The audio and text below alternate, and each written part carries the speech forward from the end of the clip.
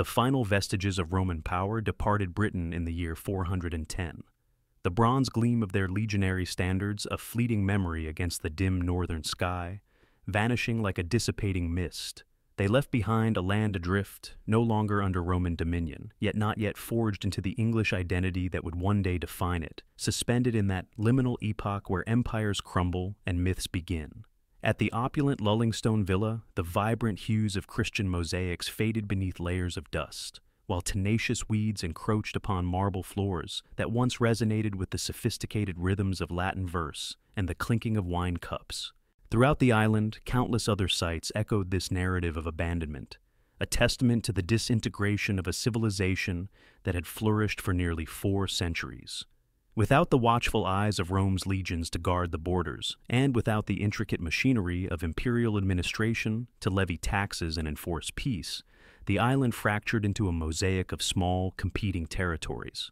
These were governed by chieftains who retained a memory of Roman jurisprudence but lacked the formidable military and organizational might of their predecessors. Nevertheless, at Tintagel, clinging precariously to Cornwall's rugged coastline, shards of pottery originating from the distant Mediterranean lay, mingled with the more rustic implements of local Celtic cultures. This suggests that the individual who commanded this windswept stronghold still controlled maritime trade routes extending from Ireland all the way to Constantinople. The formidable hill fort known as Cadbury Castle in Somerset bears unmistakable evidence of extensive defensive enhancements undertaken during the 5th century.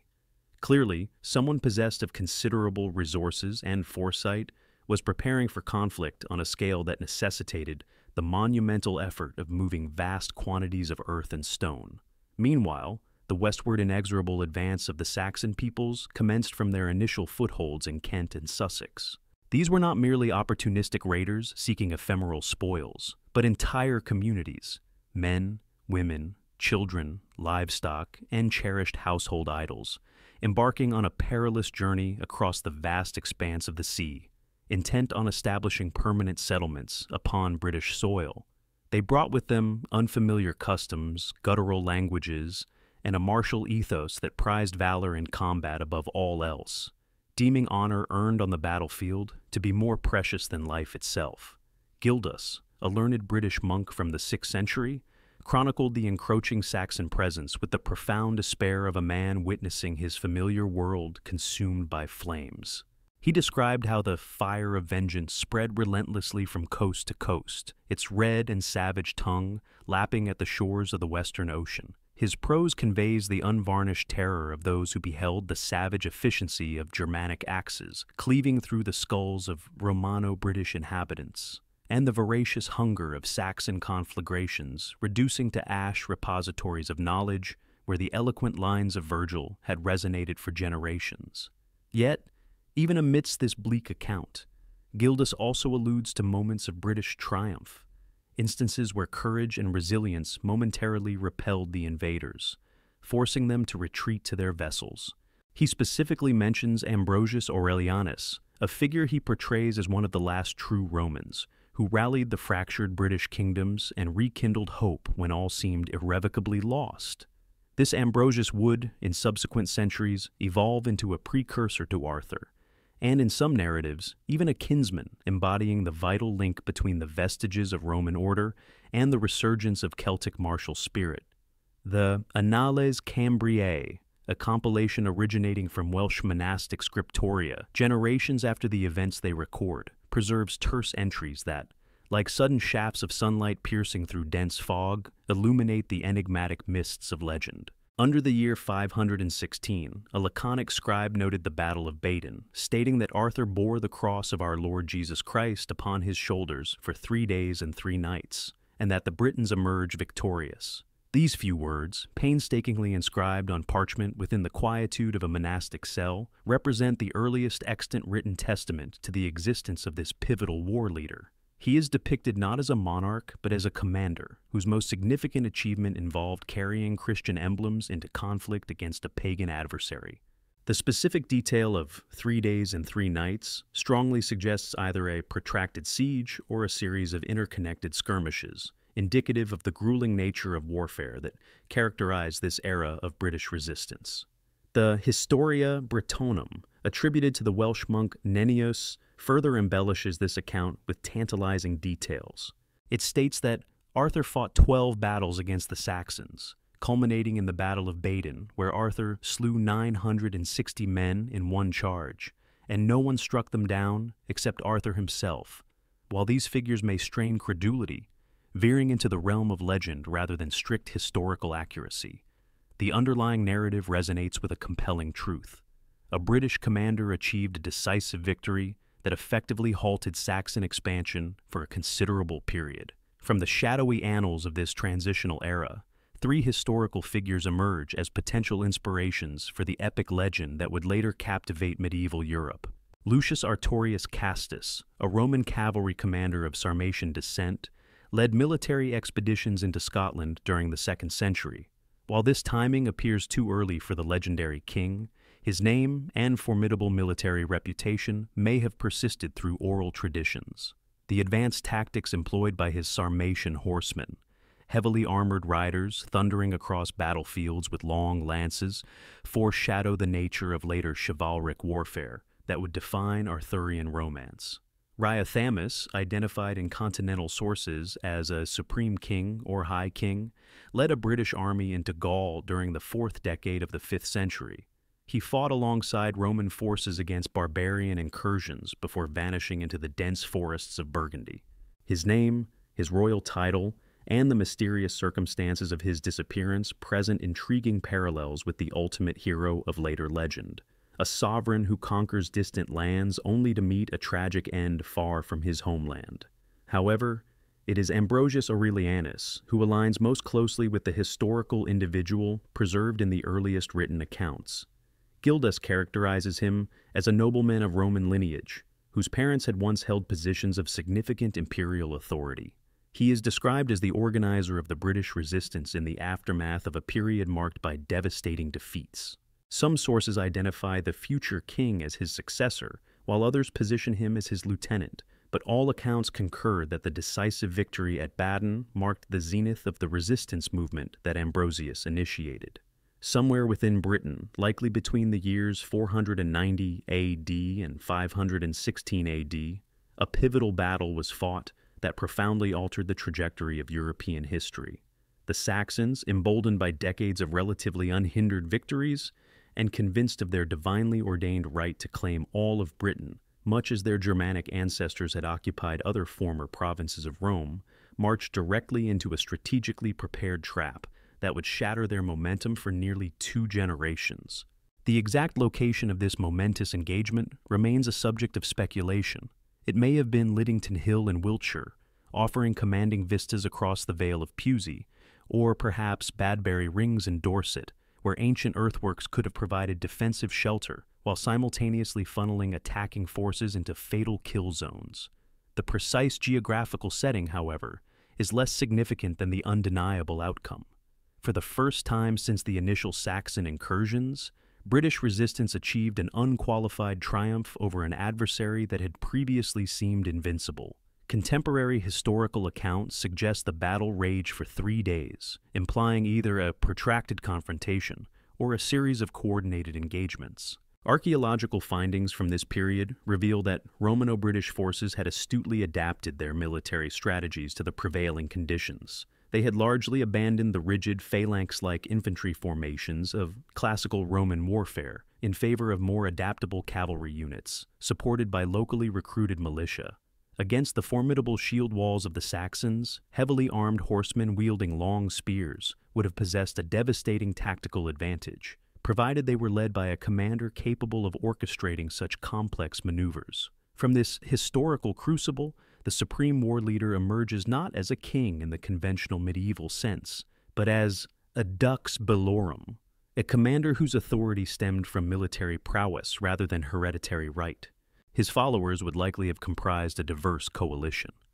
Romano-British cavalrymen, fierce Celtic warriors motivated by the prospect of glory and plunder, Christian soldiers engaged in a holy war against pagan invaders, and possibly even foreign mercenaries, drawn by his burgeoning reputation for victory.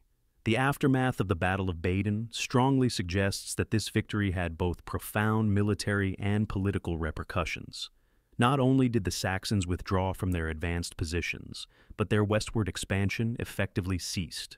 They consolidated their control over territories already acquired, abandoning any further ambitions for conquest. For approximately 50 years following the Battle of Baden, the historical record indicates a period of relative peace and stability between the Britons and the Saxons. This era of Arthurian peace represents one of the last successful defenses of Romano-British civilization against the tide of barbarian conquest, buying invaluable time for Christian culture to solidify its foundations. Long before Christian scribes meticulously recorded victories against Saxon pagans, Celtic storytellers were already weaving intricate sagas around figures whose exploits transcended ordinary human limitations. Within the ethereal realm of Welsh tradition, the legendary war chieftain materializes not as a verifiable historical monarch, but as a supernatural hero whose extraordinary adventures transport him to the very edges of the known world.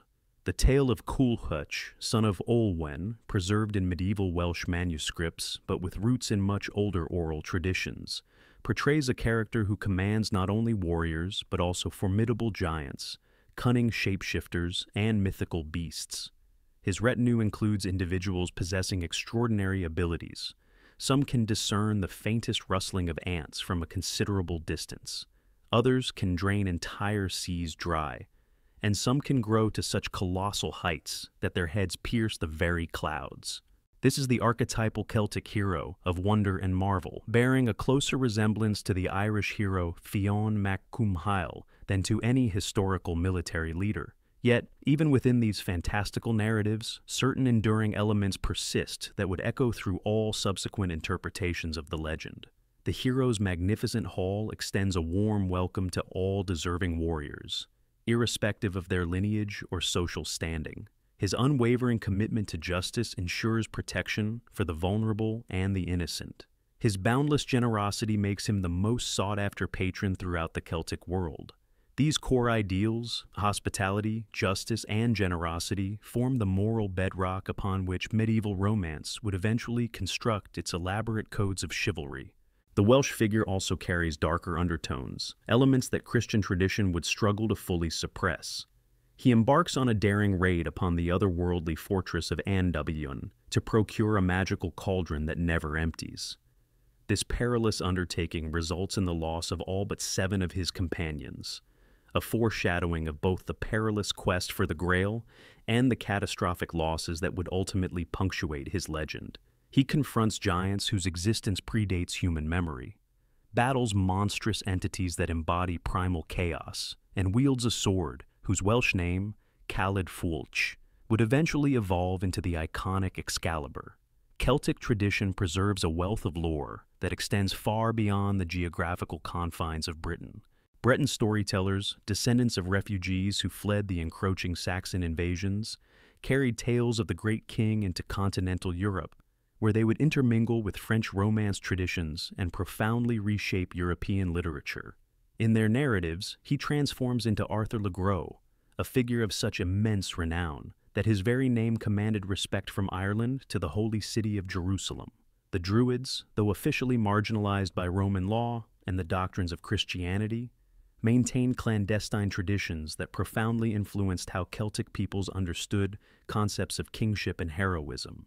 Their notion of the sacred king, a ruler whose spiritual well-being was intrinsically linked to the land's fertility, imbues Arthurian legend with mystical dimensions that Christian reinterpretation could never entirely eradicate. The archetype of the wounded fisher king, the desolate wasteland that mirrored the monarch's failing health, and the enchanted sword that designated the rightful sovereign, all these elements derive from pre-Christian Celtic beliefs concerning the mystical interconnectedness between a king and his realm. Celtic mythology also contributes the profound concept of the hero's tragic destiny. Within both Irish and Welsh traditions, the most exceptional warriors are, from birth, marked for ultimate doom. Their very excellence inadvertently ensures their eventual destruction. Sue Chulin's berserker fury renders him invincible, but simultaneously isolates him from human camaraderie. The Fionn mac Cumhaill and his Fianna, a band of warriors embodying unparalleled martial perfection, contained within themselves the seeds of their eventual dissolution. The Arthurian legend would inherit this pervasive tragic pattern, transforming a singular historical victory into an eternal cycle of ascent, triumph, and ultimately, inevitable downfall. The metamorphosis from historical reality to enduring legend commenced almost immediately. Welsh bards, accustomed to celebrating the deeds of their patrons through verses that artfully stretched the truth like beaten gold, found in the figure of the British war chief a subject worthy of their most extravagant praise. His victory over the Saxons was transmuted into a triumph over all adversaries of British liberty. His cavalry charge at Baden evolved into a supernatural assault that, with divine ease, annihilated hundreds of foes. His military leadership was elevated to perfect kingship, uniting all the fragmented British kingdoms under a single, glorious crown. The geographical distribution of early Arthurian sites offers compelling evidence for the legend's historical underpinnings. From Cornwall in the south to Scotland in the north, ancient monuments acquired Arthurian associations during the medieval period. However, the most concentrated clusters of these sites appear in the western regions, where British resistance to Saxon expansion persisted the longest. Arthur's Seat in Edinburgh, Caerleon in Wales, and Tintagel in Cornwall are all places that retain cultural memories of that historical epoch, when British war leaders still commanded sufficient resources and unwavering loyalty to successfully challenge foreign subjugation. Archaeological investigations have unearthed fascinating parallels with the historical context of late 5th century Britain.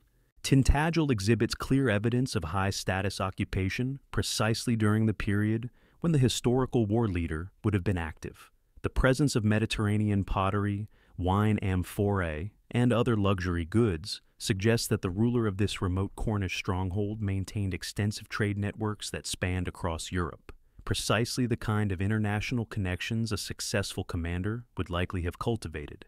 Cadbury Castle, identified by local tradition as the future king's Camelot since at least the 16th century, underwent a monumental program of refortification during the late 5th century.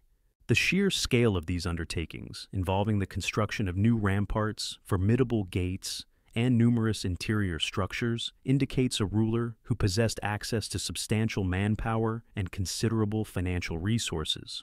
Radiocarbon dating has placed this significant construction phase within the precise time frame when the historical figure would have been orchestrating the British resistance against the encroaching Saxon forces. By the time Geoffrey of Monmouth took up his quill in the 12th century, the legendary king had already completed his transformative journey from a pragmatic war leader to an iconic folk hero. The raw materials for this legend were readily available: a historical figure whose achievements had safeguarded a civilization, a rich body of oral tradition that had already elevated him beyond mortal limitations, and a cultural milieu that placed high value on both martial excellence and unwavering moral rectitude. The mists of Avalon began to gather around the historical war chieftain, obscuring the man while simultaneously revealing the eternal symbol he was destined to become. Within these mists, for more than a dozen centuries, dreamers would glimpse their loftiest aspirations for the potential of leadership, the power of fellowship, and the profound significance of sacrifice. The once and future king stirred in his slumber, preparing for the literary awakening that would immortalize him. In the scriptorium of Oxford, around the year 1136, a Welsh cleric named Geoffrey of Monmouth dipped his quill into ink and began to compose what would become the most influential fabrication in European literary history. His Historia Regum Britannia, or History of the Kings of Britain, would transmute a half-forgotten war leader into the most celebrated monarch who never actually lived, igniting 1,000 years of dreams about the potential of kingship guided by divine will and human nobility. The Welsh cleric penned his work in an era still profoundly shaped by conquest. 66 years had elapsed since William the Conqueror's Norman knights shattered Harold Godwinson's shield wall at Hastings, replacing Anglo-Saxon England with a ruling class of French speakers who viewed their new subjects as little more than uncivilized barbarians. The Normans introduced an efficient administrative system, formidable stone castles, and an unyielding ambition. However, they lacked the single most crucial element required for genuine medieval kingship: legitimacy rooted in the very soil of the realm they now governed. This was the profound crisis that inspired the Oxford scholar's masterpiece of creative historical writing. If the Norman kings required ancient precedent to legitimize their rule over Britain, the chronicler would furnish them with a past so glorious that even conquest by the descendants of Charlemagne paled in comparison. If they sought irrefutable proof that this island had always been destined for greatness, he would present them with a king who had subdued Rome itself. And if they desired a model for Christian monarchy that harmoniously blended martial prowess with spiritual authority, the Welsh monk would resurrect the war leader of Baden and crown him emperor of half the world. The Historia commences not with the familiar depiction of the historical commander, but with an entirely novel mythology that traces British royal lineage back to the survivors of Troy. Brutus, the great-grandson of Aeneas, leads his band of refugees across the Mediterranean and through Gaul before landing on Britain's White Cliffs to establish New Troy, the city that would eventually become London. This Trojan origin story immediately elevates British kingship to the same legendary status as Rome's imperial claims, creating a fabricated genealogy that rivals anything the Normans could offer. Through 11 centuries of imagined history, the chronicle meticulously builds towards the climax that has always been its true purpose: the reign of the most magnificent British king.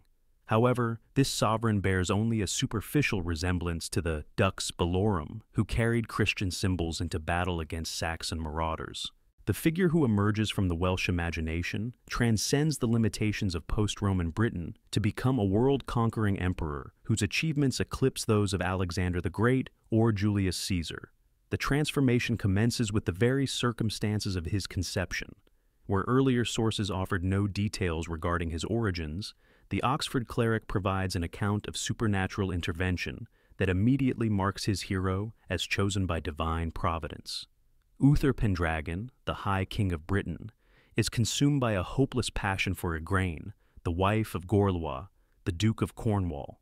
Their illicit desire threatens to plunge the realm into civil war until the powerful wizard Merlin offers a solution that would resonate through centuries of romantic literature. Through magical disguise, he enables love to triumph over the constraints of law. On a tempestuous night at Tintagel, Merlin's enchantments transform Uther into the perfect likeness of Gorlois, enabling him to infiltrate the castle and lie with Igraine while her true husband perishes fighting Uther's forces on a distant battlefield. The timing is precise, the magic flawless, and the outcome inevitable: a child conceived under supernatural circumstances, born of passion and shaped by prophecy, destined to become the greatest king in British history. This magical conception elevates the future monarch far beyond ordinary royal birth. Like Jesus of Nazareth, he enters the world through divine intervention that bypasses conventional biological processes. Like the heroes of classical mythology, his origins blend mortal parentage with supernatural power. The very circumstances of his birth proclaim that this child will transcend the limitations that confine ordinary rulers, achieving a greatness that reflects divine will rather than mere human ambition. Yet, the cleric's genius lies not simply in fabricating supernatural origins, but in grounding them within a cohesive political and spiritual framework that addresses the pressing needs of 12th century monarchy. The magical conception serves multiple narrative functions. It explains the extraordinary abilities the future king will demonstrate, justifies the absolute loyalty he commands from his followers, and provides religious sanction for his eventual conquests. Divine intervention in royal conception becomes a potent metaphor for divine sanction of royal authority. Uther's untimely death leaves the infant prince orphaned and vulnerable, hidden away by Merlin's wisdom until the opportune moment arrives for his true identity to be revealed. This period of concealment serves both dramatic and political purposes within the narrative structure. Dramatically, it lays the groundwork for the iconic Sword in the Stone episode, which will serve as the ultimate proof of the young man's rightful claim to the throne. Politically, it suggests that true kingship transcends the vagaries of birth and upbringing, manifesting itself through divine signs that no human authority can falsely replicate. The renowned scene of the sword embedded in stone appears at precisely the moment when Britain requires it most urgently. With Uther dead and no acknowledged heir apparent, the realm descends into chaos as ambitious nobles engage in private warfare for regional dominance. The Archbishop of Canterbury, guided by Merlin's counsel, summons all the warriors of Britain to London for a grand tournament where God himself will reveal the rightful king through a miraculous sign. In the chronicler's telling, the sword appears embedded in a great stone before the principal church of London, bearing an inscription that promises the crown to whoever can successfully draw it forth. Every noble in Britain attempts the task, from the mightiest lords to the most humble knights, yet the sword remains stubbornly fixed, much like the very stone that anchors it. The unspoken message is unmistakable. It is not human might, but divine favor that dictates who is worthy to rule. When the unassuming young man steps forward to attempt the feat, he does so not out of vainglorious ambition, but with a spirit of simple duty. He is merely present to assist his adoptive sibling, Kay, at the jousting tournament, and his sole aim is to retrieve a forgotten blade. Seeing this sword as a convenient alternative, the weapon releases from the stone with an ease akin to being drawn from a finely oiled sheath, and in that singular moment, the true essence of Christian kingship is unveiled. It is a power that springs not from brute force or shrewd maneuvering, but from a spiritual rectitude that heaven itself acknowledges. Even when mortal eyes remain clouded, this divinely orchestrated selection lays the groundwork for the principles that will define his entire tenure. The new sovereign reigns not through subjugation or birthright, but by celestial decree, made manifest through astonishing prodigies. His dominion stems not from the fealty of the aristocracy or the adulation of armies, but from the expressed will of providence demonstrated through miraculous intervention. Such a monarch can rightly demand unwavering allegiance, as his decrees carry the weight of celestial endorsement. Nevertheless, he must also administer his authority in accordance with divine statutes, for his legitimacy is entirely contingent upon his spiritual merit. The subsequent coronation ceremony embodies Geoffrey's idealized vision of a perfect Christian sovereignty. In practice, the youthful sovereign is bestowed not only the regalia of earthly power, the crown and scepter, but also a spiritual consecration that transmutes him from a valiant warrior into a hallowed leader. The ritual synthesizes elements of Roman imperial pageantry, Christian ecclesiastical rites, and ancient Celtic traditions of leadership, culminating in a model of royalty, investiture that suggests the potential for accord when celestial guidance informs human institutions. However, the Welsh scribe keenly understands that audiences of that era anticipate more than mere spiritual perfection from their ideal king. They expect martial valor, astute political acumen, and the capability to defend the kingdom against all adversaries, both external and internal. The recently crowned ruler must validate his worthiness through actions that echo the miraculous circumstances of his designation, proving that divine grace translates into tangible success in managing recalcitrant nobles and vanquishing belligerent invaders. The initial military engagements perfectly serve this narrative objective. Saxon marauders who have inflicted terror upon the eastern provinces soon discover that the new king wages war with an almost supernatural efficacy. His cavalry assaults disrupt enemy formations with the swiftness of autumn gales scattering fallen leaves. His strategic foresight anticipates enemy movements with an uncanny prescience. His personal bravery inspires his followers to acts of heroism, transforming desperate encounters into resounding triumphs. Yet, the chronicler's vision extends far beyond the defensive engagements that characterized the historical epic where the actual war leaders strive to preserve Romanos. British civilization, within its established confines, the literary monarch embarks upon campaigns of conquest, carrying British arms to the farthest reaches of the